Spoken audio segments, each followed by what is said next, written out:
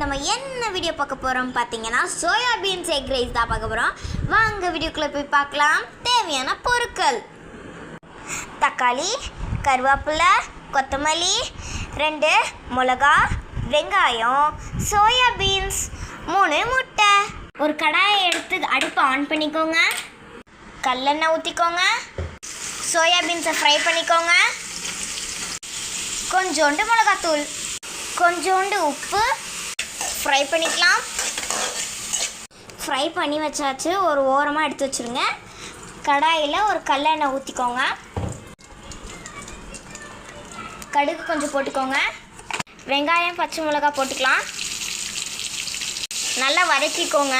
பூண்டு பேஸ்ட்டு கொஞ்சமாக போட்டுக்கோங்க. கிண்டிக்கோங்க. தக்காளி போட்டுக்கோங்க. கருவேப்பிலை, கொத்தமல்லி போட்டுக்கோங்க.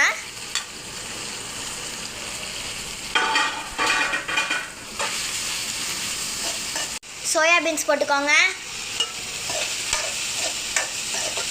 முட்டையை உடச்சி போட்டுக்கோங்க.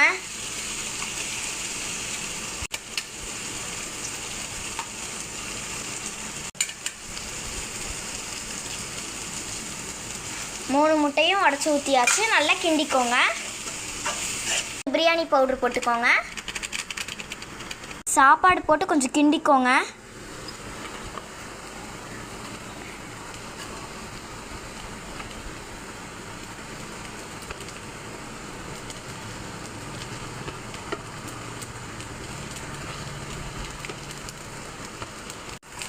நல்லா கிண்டிக்கலாம். சாப்பாடு போட்டனால கொஞ்சம் எக்ஸ்ட்ரா உப்பு போட்டுக்கலாம், இல்லைன்னா நம்மளுக்கு பத்தாது. நம்மளுக்கு சூப்பராக ரெடி ஆயிடுச்சு. இந்த வீடியோ உங்களுக்கு பிடிச்சிருந்தா லைக் பண்ணுங்கள், ஷேர் பண்ணுங்கள், கமெண்ட் பண்ணுங்கள், மறக்காமல் சப்ஸ்கிரைப் பண்ணுங்கள். நீங்களும் இந்த மாதிரி வீட்டில் ட்ரை பண்ணி பாருங்கள். செம்மையாக இருக்கிற மாதிரி இந்த மாதிரி நிறைய ரெசிபீஸ்க்காக வெயிட் பண்ணுங்கள். Bye guys.